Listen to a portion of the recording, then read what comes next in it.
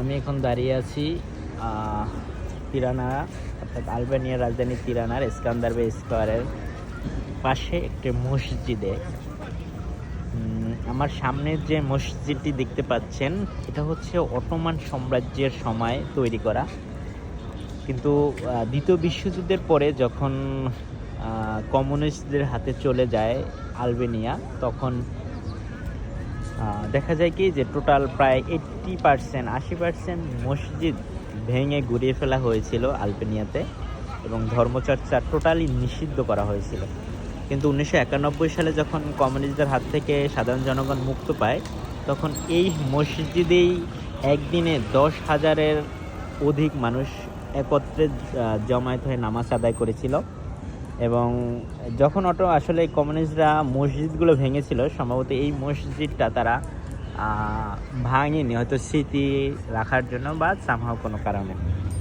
তো তারপর যখন 91 সালে যখন সাধারণ পিপল মুক্ত পায়, তারপর তারা এখানে একত্রে নামাজ পড়ে। তো সবচেয়ে যেই বিষয়টা আমার কাছে ভালো লাগছে যে এখন ওই 91 সালে যখন সেই নামাজ একত্রে 10,000 মানুষ পড়েছিল, তখন তাদের যে ইসলামিক চিন্তা চেতনা এখন সেভাবে নেই। এখন মনে হয় সম্ভবত তাদের 60% মুসলমান, কিন্তু 60% মুসলমানের ভিতরে 90%ই সম্ভবত তারা আসলে ইসলাম সম্পর্কে ওই রকম গভীরভাবে কোনো তাদের ধারণা নেই।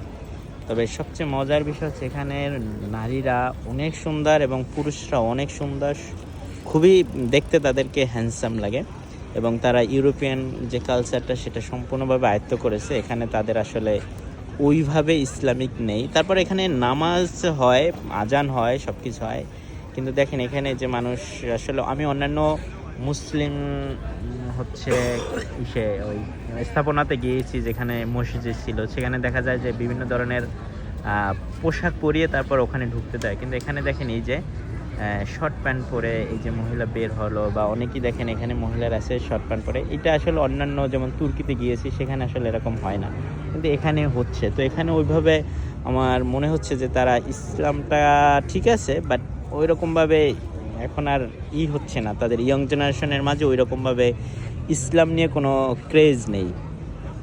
তারা আসলে সম্পূর্ণ ইউরোপিয়ান ক্যাটাগরিতেই হয়ে গেছে।